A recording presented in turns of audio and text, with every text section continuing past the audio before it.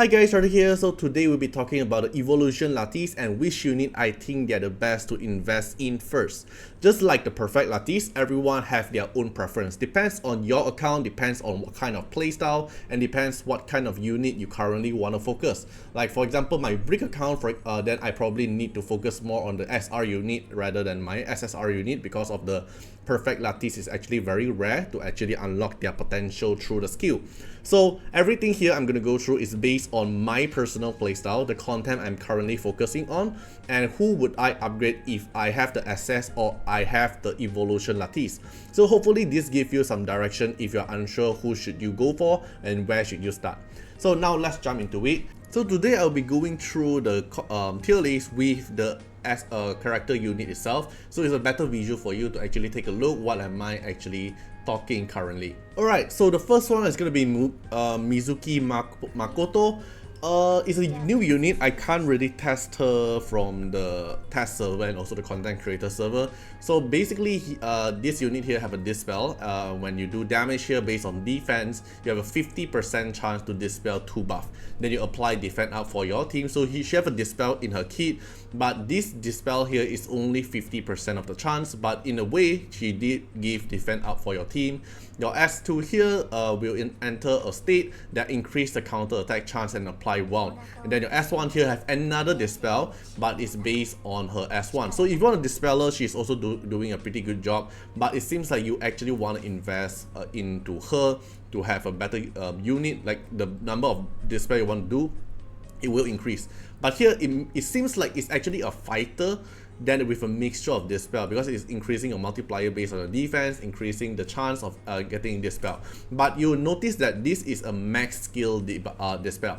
You have to max this skill to get a 50% chance. So overall, in my opinion, I will rate her doesn't need it unless IDK. I don't use that. Yeah, I don't really use her, so I don't know. Because if I want a dispeller, I'll go for someone else. Then the other one is gonna be Tusutumo. Tusutumo here is a green fighter. You're gonna do AoE, you're gonna do a single target damage, 2 hit. The last hit will do a 100% chance of wound and block. So if you want a buff blocker, you can go for this unit, but probably you won't even use him. Most of the time you're gonna use Heinrich, right? And then your S2 here with a buff steal, you can steal a target random buff. And then your S1 here attacks on target with debuff, guarantee a critical hit. Overall, he's a fighter mixture with a little bit of dispel. If you ask me, I don't really think he's that good, so I will say IDK, I don't use that. Okay, the next one here is gonna be Kazuyo the Revive. She's gonna be one of your best CC unit you can have. With the skill up here, you'll reduce the cooldown, you'll increase the chance that apply the attack down, which is gonna be massive as well. And then your S2 here, the passive, will increase the effect of the turn meter reduction, which is gonna be also very good. And then your S1 here increase the chance to apply the slumber. So what I'm building her with, I'm using her with counter attack set. So if she get hit, she has a chance to counter attack, so she have a chance to apply slumber as well. So overall, I'm using her for my Doki Doki controller instead of the either Ice Boy, Kraken. So, or probably you can use both. The reason why is because even though she have a lower chance to apply control, but she also apply attack down, so it can actually debuff the enemy to let you have an easier time for you to survive. But in my opinion, you want to actually try to max her out in a way. So in my opinion, I'll go for a max up. Probably not max every single skill, but at least I think the S3 is the most important. The S1 and S2, the little bit of increase is good, but overall I don't think it's really that effective. Then the next one is Grey. Grey, in my opinion, is instantly to the max all tier, because if you take a look at Grey's kit here, right, you reduce the cooldown, your buff here no longer just crit rate up, you also increase a little bit of attack percentage. Your AoE damage here, you increase the chance of defense down and also reduce the cool reduction. And then your S1 here also increase your turn meter every time you crit. And he can be a supporter, he can be a DPS as well. And I'm currently building Grey for my Doki Doki main DPS since I don't have Remoka. So this is Grey. Grey is definitely you want to actually max him out unless you have other better unit to provide crit rate buff or defense break or doing some damage. For example, player like me, I'm gonna max out Grey. Then the next one, Sanya. Sanya is actually a very strong healer unit if you don't have the other good healer, but overall she have revive in her kit, she have increase of max HP by 20%. It's going to be a very good synergize with Tiamat as well if you're using Tiamat. You have passive healing as well, and also dispel in her passive every time she take her action. As long as she's not getting control, then she will apply dispel and also apply heal for your team. And then your S1 here, every time she do S1 damage, will also increase her turn meter, basically let her rotate her skill a lot more faster. So basically she's a very strong healer. I won't say like you have to max every single thing on her, but the turn meter does is good, the passive is good, but most importantly is a revive. So in my opinion, I will go for max sum or max all somewhere there. Right, but probably max all, because overall the value of her is actually bringing a lot. Okay, then the next one is gonna be Chucky. So Chucky the Echo is also a very strong SR unit. She can do turn meter push for your whole team. She can buff attack up buff and provide more attack up buff as well. And if the target already have attack up buff, then will additionally apply Eve Maria for you. So your turn meter can no longer be reduced, and then you increase your other allies' turn meter by 5% at the end of the turn. So if one ally take an action, then all your ally will take 5%, which is very strong. As long as she's taking turn, she's gonna apply Eve Maria and also attack up for your team. Then your S1 here also do some purification, which is going to be very strong as well. But I don't think the S1 here really matters too much. Like the purification RNG is good, but I don't think it's really that important. But I think the most important one will be your passive and the turn meter. So overall, I will go for either max all or max sum, but probably max sum for now in my opinion. Alright, then the next one is gonna be Yang. So Yang here is also a very strong dispeller as well. So your S3 here is gonna do damage, attack 3 times, a total of 6 hit, and then when you land a crit, you increase all your allies' turn meter by 10%, and then when Edo lands a critical hit, 45% chance to dispel. So you have a chance to dispel, you can also increase your turn meter for your team. Overall, it's very good. Then you can also provide buff, attack up and crit rate up for your whole team as well. And then your S1 here deals some damage and then increase his own turn meter. It's a very solid kit, a very good dispeller, but not really a dispeller role. I would think him more like a turn meter increase role and also a buffer. Because the dispel here is only 45%, it's not really that consistent or not really that often. So in my opinion, I will say max up. Probably not until strong but urgent, but probably max up. Okay, then the next one is gonna be RC77. RC77, I do see player use him in PvP at the open beta test, but I'm not sure currently how is he gonna perform. But in his kit here, he have single target damage, and then can apply stun, then attack AoE damage, that can apply attack down and defend down. It's gonna be a very annoying kit in PvP because he can control, can also debuff the enemy with defense and attack. Then your S2 here will do damage, and then the first 3 hit have 30% chance to reduce the turn meter, and then the last hit can extend all the debuff. Then S1 here is your accuracy increase, makes his skill easier to land. Is he a good unit? Yes, but I don't really think it will help in your PvE progression at the early stage. So I would say somewhere don't need it, or unless you are going for stats, or probably I don't really use them at all, so I would just put it here. But I do know that he is actually pretty good in PvP content.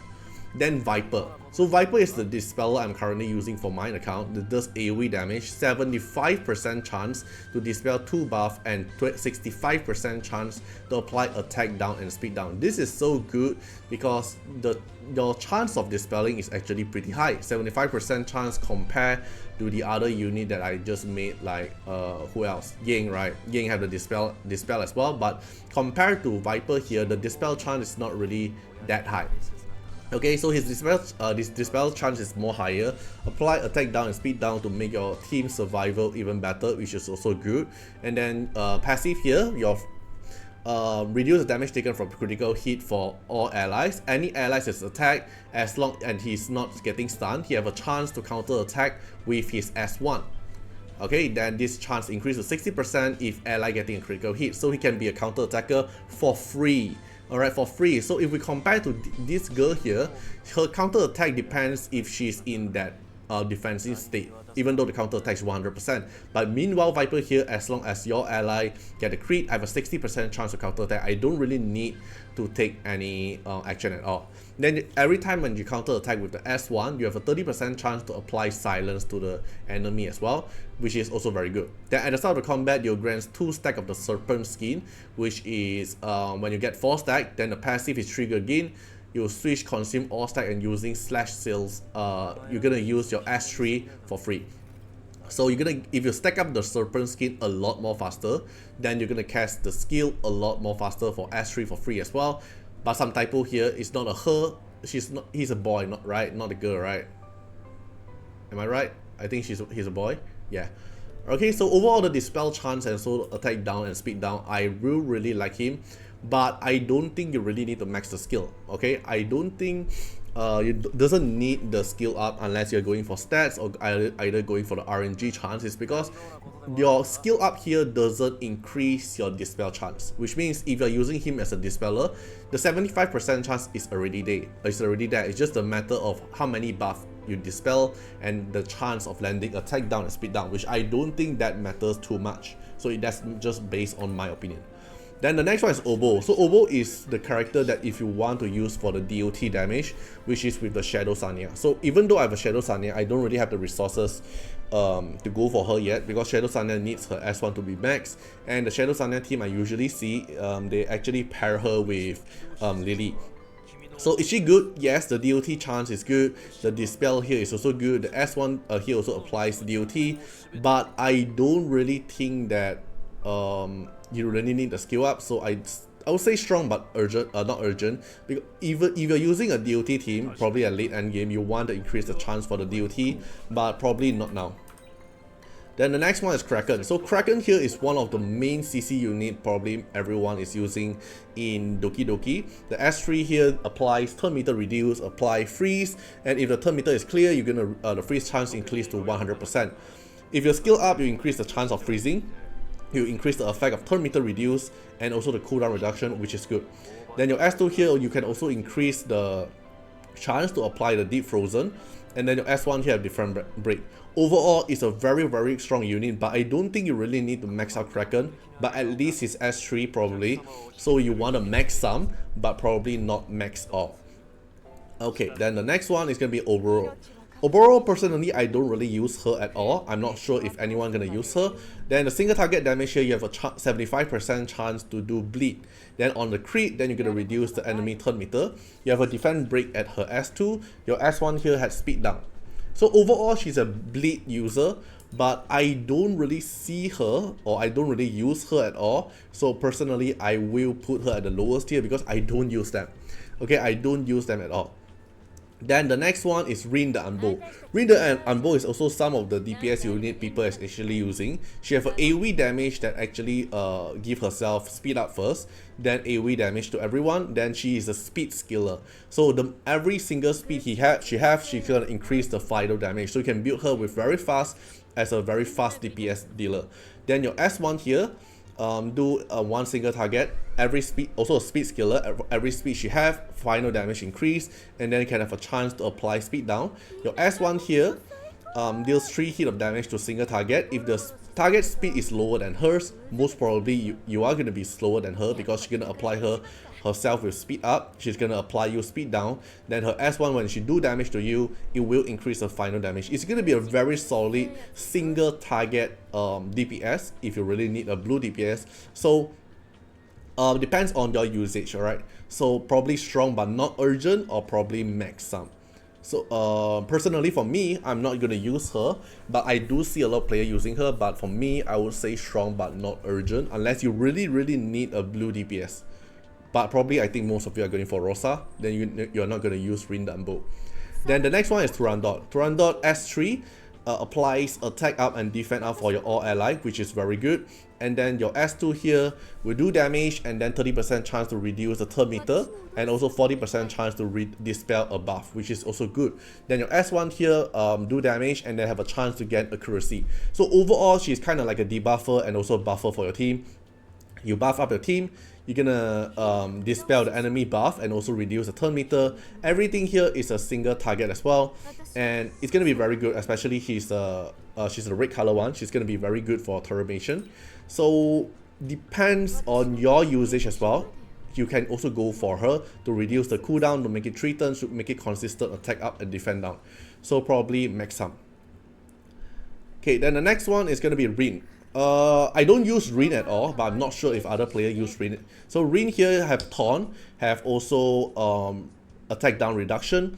Then your S2 here give everyone defend up and shield, basically makes your team tankier. And then you have Taunt. It reminds me of Tiamat. So if I really want to use, I probably will go for Tiamat instead of Rin. But I'm not sure about this part, I don't really use her at all.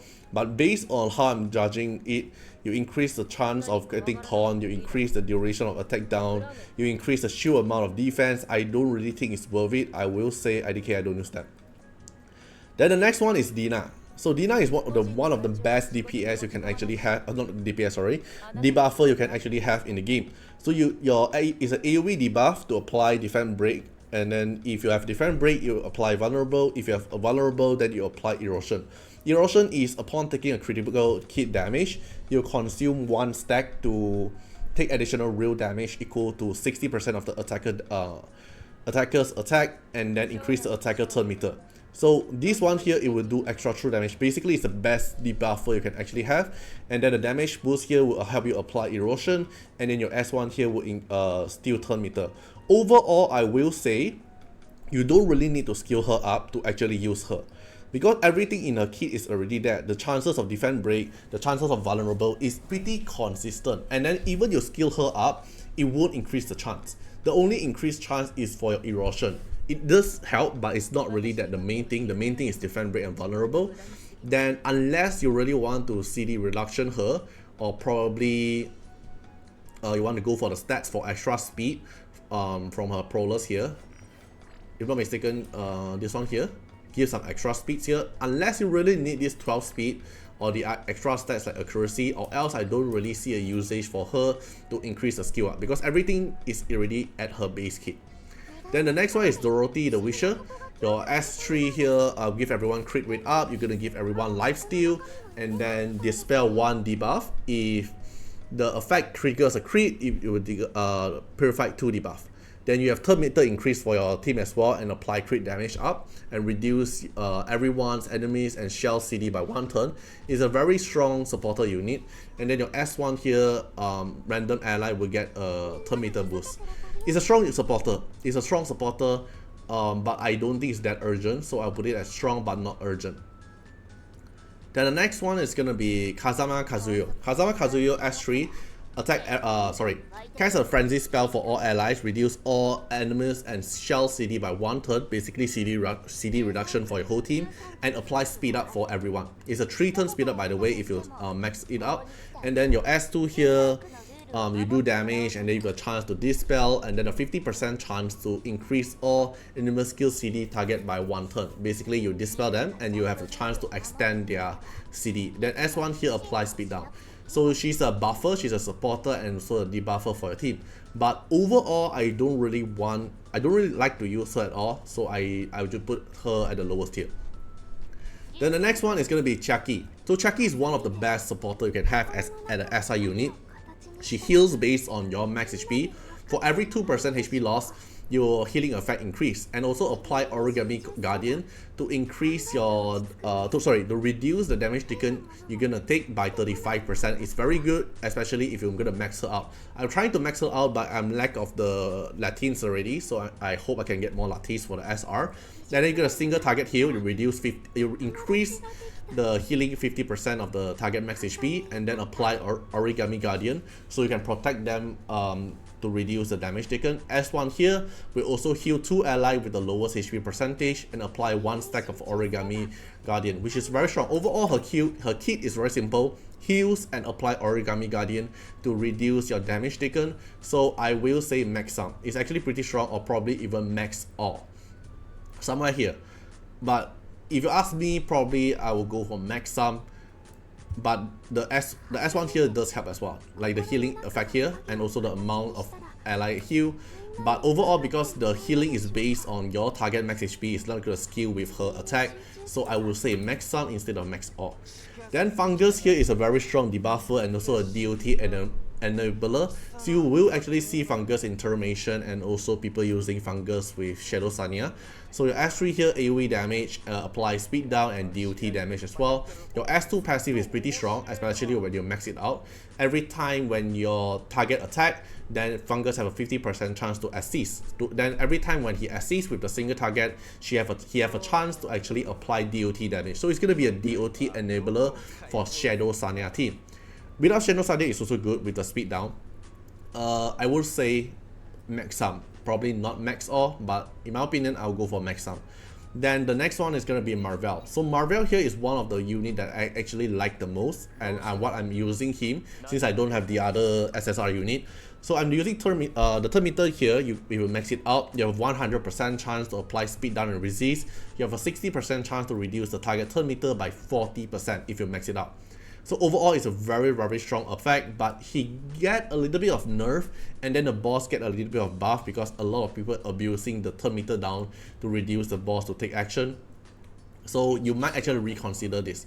Then the chance of the silence can be increased, so you have a higher chance to apply silence.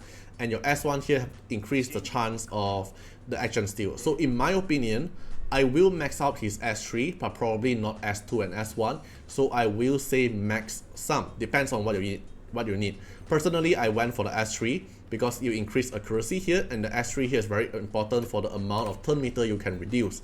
If you want extra speed, you can go for the S1 here for the extra speed, depends on your usage.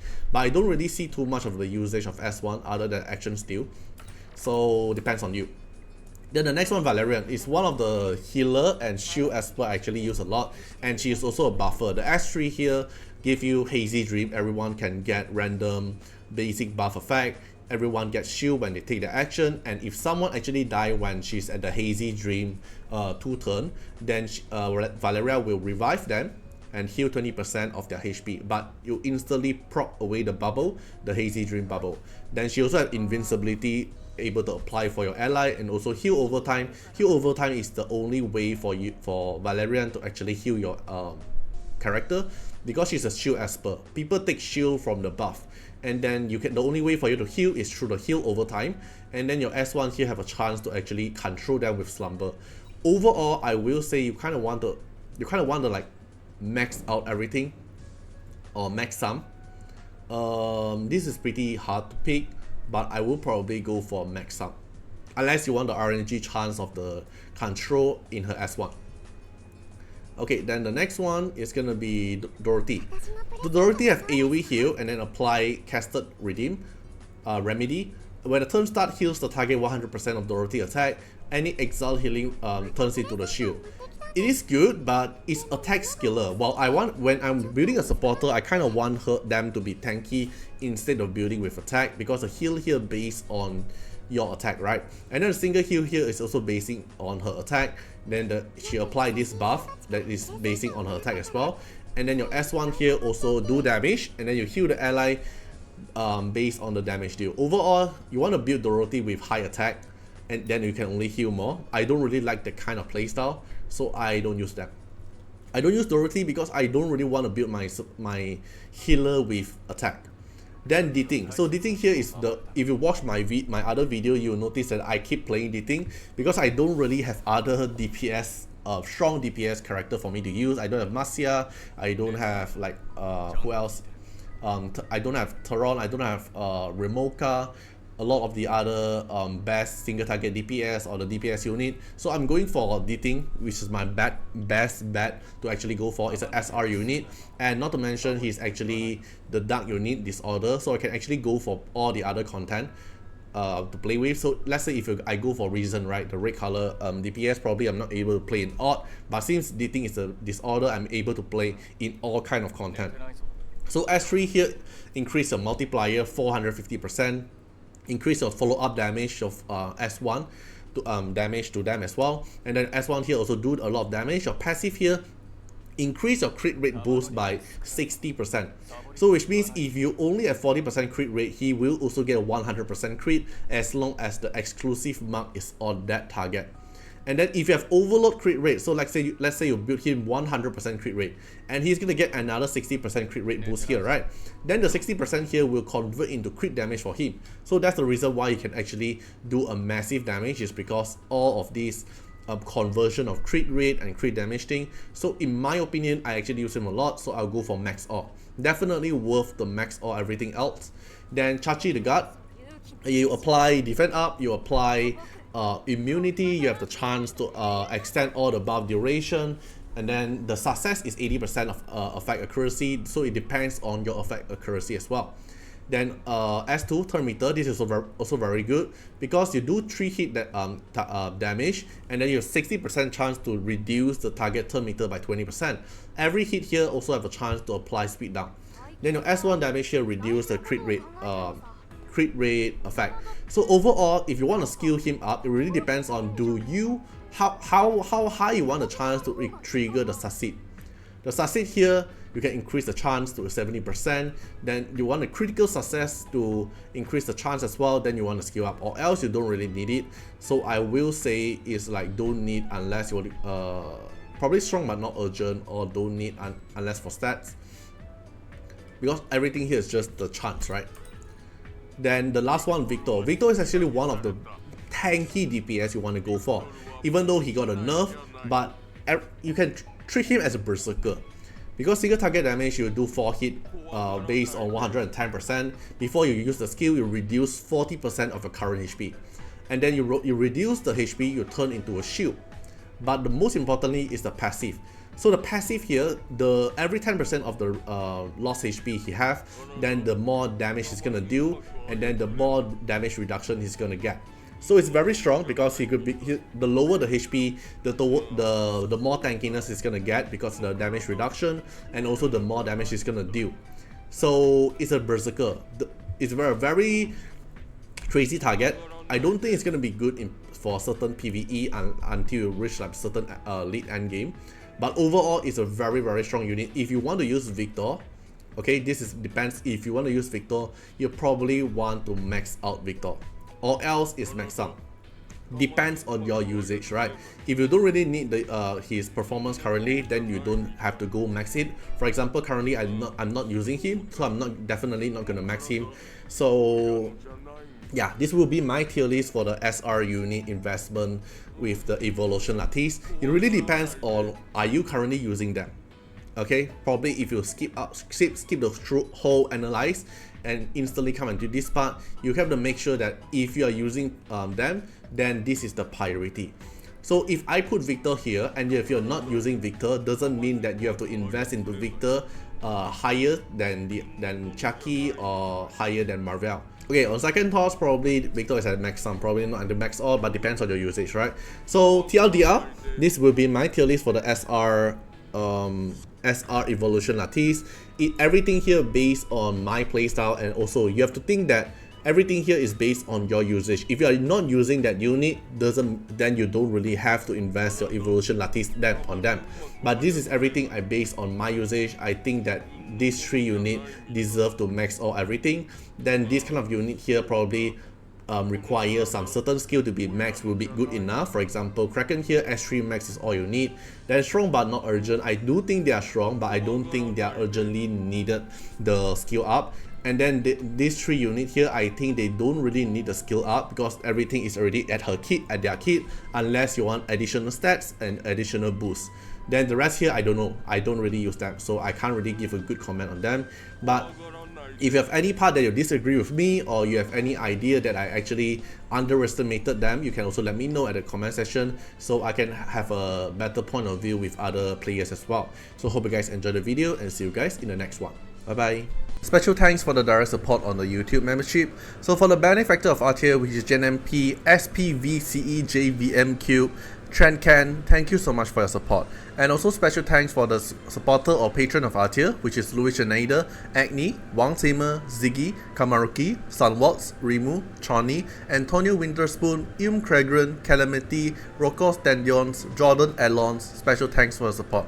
And also special thanks for the Super Thanks MVP, HMZ, RY, and X, Reeds. Thank you so much for your support.